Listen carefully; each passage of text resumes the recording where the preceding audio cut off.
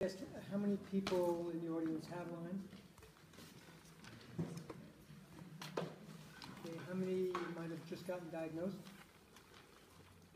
Okay, so this is more people who are familiar with Lyme. Okay, sometimes I get people who are just finding out about Lyme, so if I'm starting by going into some elementary things about Lyme, just tell me and I'll just progress or, ask some questions or anything. Okay, so objectives, I want to educate people about Lyme disease, to go over the scope of the problem, to help you understand what you need to know and why, to introduce at the end of the talk the concept of integrative medicine and how I apply that to treatment of someone with Lyme disease. That's just my training and stuff. So overview, I'll talk about epidemiology, I'll talk about the manifestations of Lyme, the diagnostics, co-infections, little thing on Lyme in children, chronic Lyme, and then integrative treatment of Lyme. Now, all of you know that it's an arthroborne vector-borne disease caused by the bite of a tick, although they're finding that a lot of the co-infections and Lyme itself can be in other vectors, mosquitoes and things like that.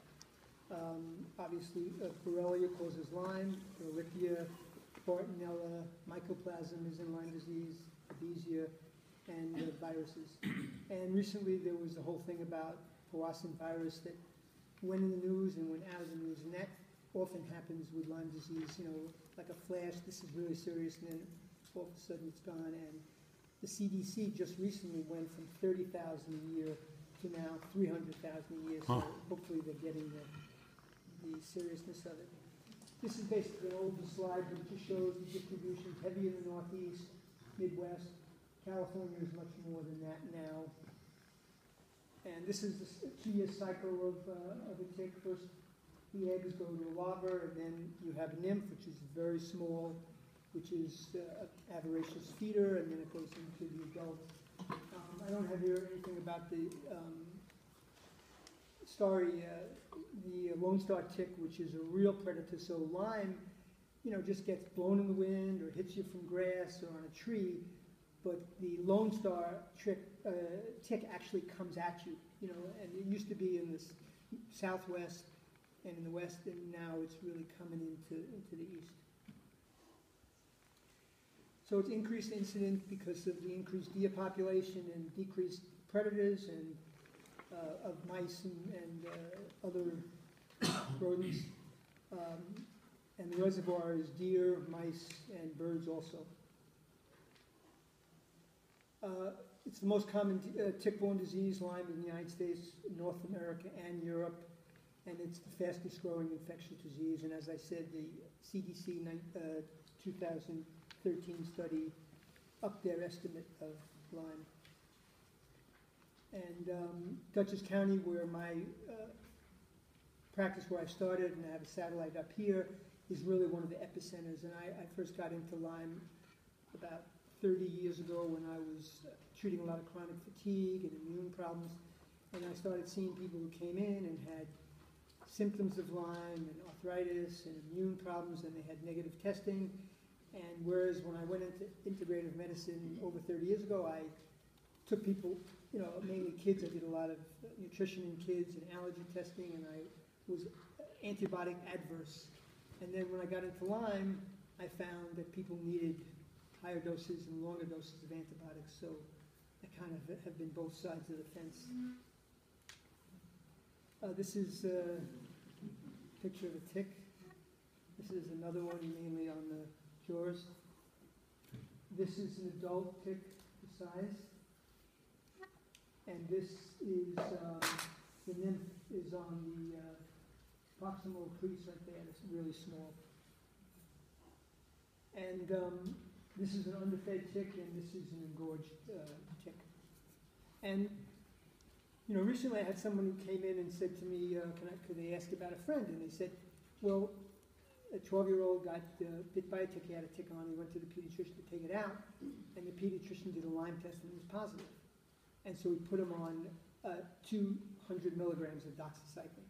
So I just said there's a lot of errors in that. First of all, number one, when you have a tick bite, and you do a blood test, that is not telling you anything about the time that the tick is biting you, because it takes minimum of 4 weeks, and I've had people who haven't been antibody positive for years. So that blood test only is relevant to tell what's been in the past. So if he had positive Lyme, he may have had Lyme and now he has a tick bite. Then if you have a tick bite and it's on longer than a certain amount of time, which I go different from the CDC. CDC says 24 to 36 hours. I've seen people get Lyme from as early as 6 hours. So I usually use prophylaxis.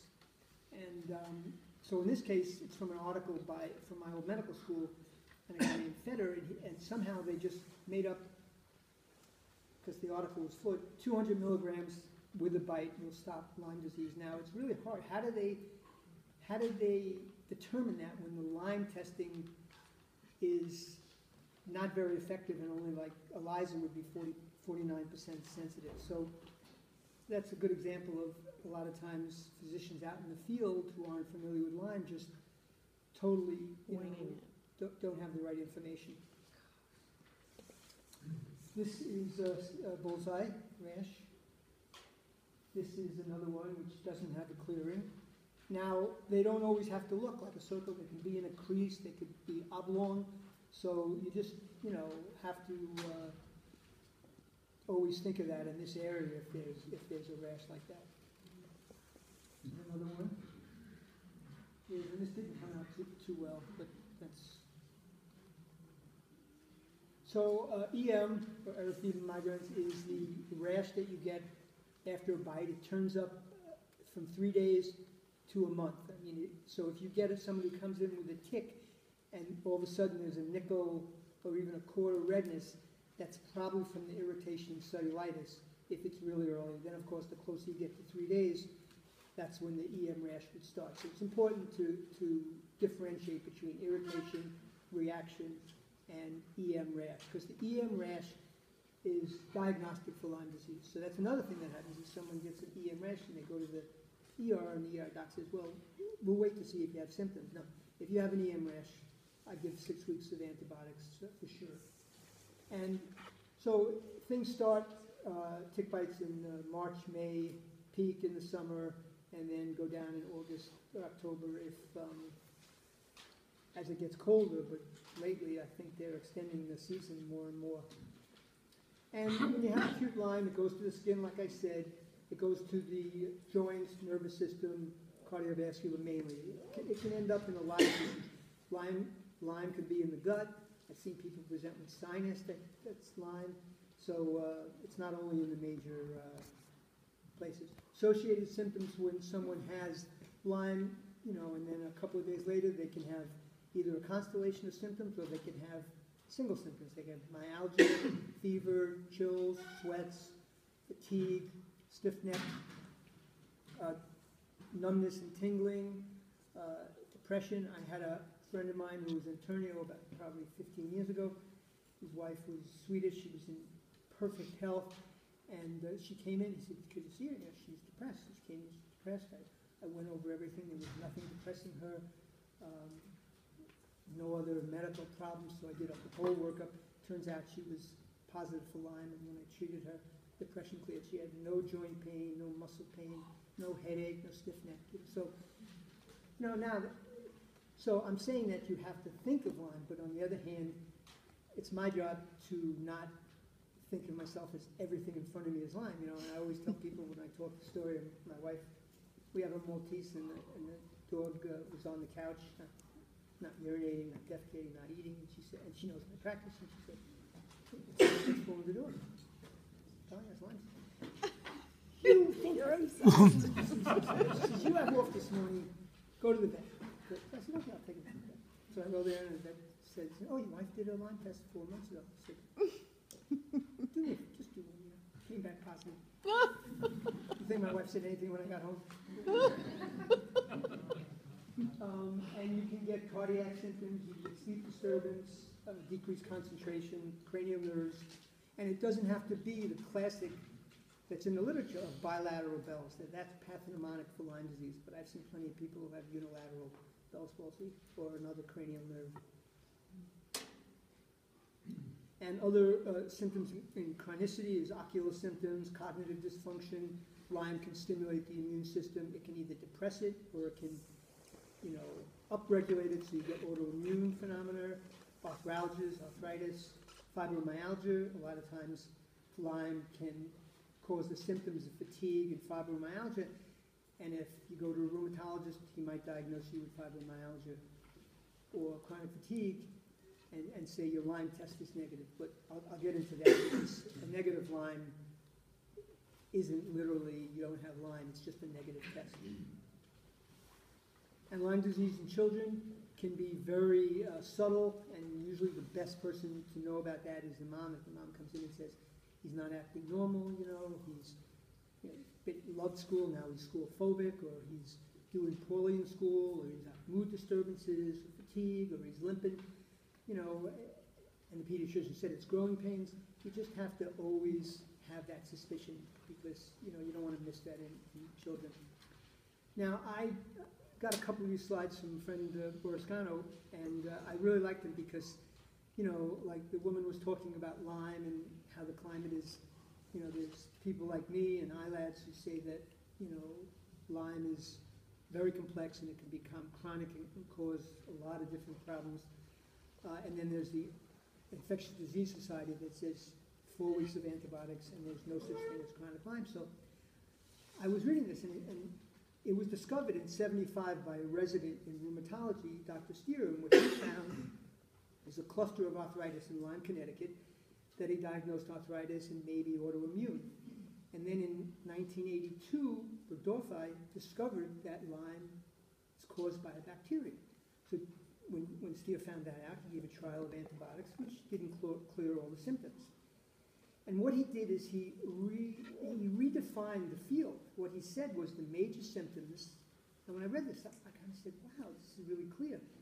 Bell's palsy, cardiac problems, and arthritis. Arthritis is swelling of the joint. And the minor symptoms are fatigue, arthralgia, headache, neuropathy, and cognitive dysfunction. And what he redefined success as the elimination of the major symptoms. So in other words, what he was saying is, if someone has cognitive dysfunction, has arthralgia, just pain in the joints, their Lyme should be cured. They shouldn't have that.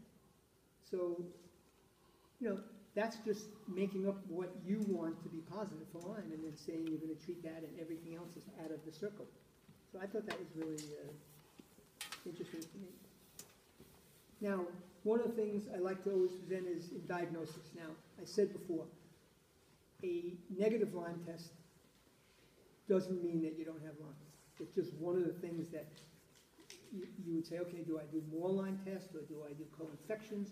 So there's a pyramid of diagnosis. First, we do an ELISA, which is a general test where they mash up all the antigens on the Borrelia and they test for positive, reaction to that. And the thing is, some institutions do an ELISA, and if that's negative, they won't do a Western blot. Now, the ELISA is about 49% sensitive, which means it's like flipping a coin. So I always get the Western blot. I never do an ELISA reflex because I want to see the Western blot. The Western blot is a more thorough look at all the antibodies that could be up. That can still be negative because the Lyme suppresses the immune system, and people who don't have a good immune system, they may not make the antibodies. Then the next test is what they call a urinary antigen capture, where you put someone on 5 days of multiple antibiotics, and then you get a urine on the 2nd, 4th, and 6th day, and you send it in and you test for the Lyme. Now, this test is good in 2 ways. If you're on the fence, does someone have Lyme, you're giving them a short course of antibiotics, and then you want to see if they're better or if they're worse, because if antibiotics make Lyme worse, it could be what we call a Herxheimer reaction. So you just have to, have them take a journal and look into that. And then, of course, you get the test back. Then the next thing under is something called the C6 Lyme peptide, which is a more quantitative ELISA. And it's good. It's one of the good things to have. If it's positive, you can actually use it quantitatively. So in other words, if someone's positive, the normal is up to 0.9 or 1, and if you measure it at 7 or 8, you can know that that's positive, and it's going to go down over about a year and a half. So if you see them in 6 months, it could be 4, then it could be 2 in a year. The good thing about that is if you get it down and the person's better, if they get Lyme back, you can repeat it, and it may go up to 5 or 6, and then that says, okay, the C6 went up, you probably have a recurrence of your Lyme. One down is a PCR, which is testing for the genetic material of the Lyme.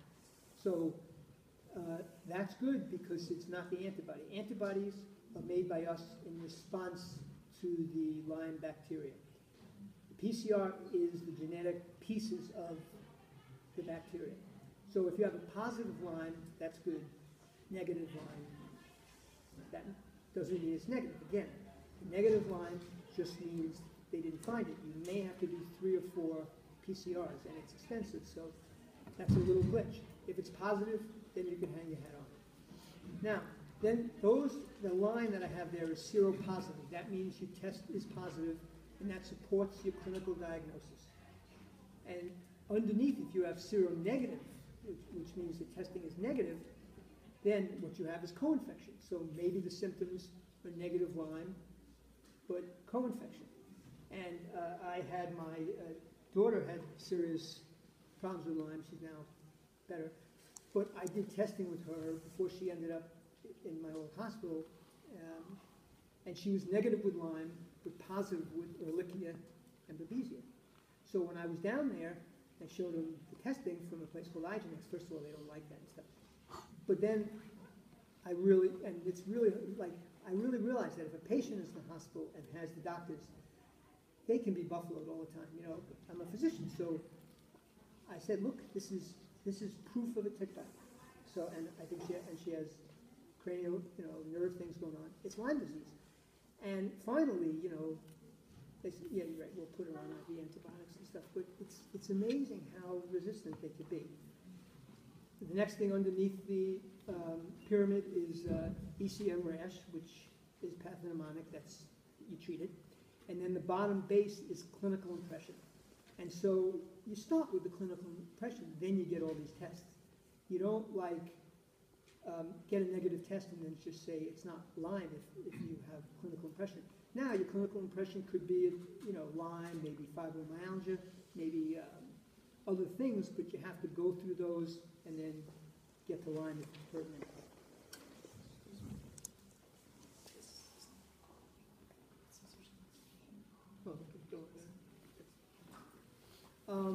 Okay, then I put just one slide on the immune picture, which is antibodies. Now, because I said that an antibody test could be negative, the thing about antibodies is they're produced by us, and the antigen is part of the bacteria.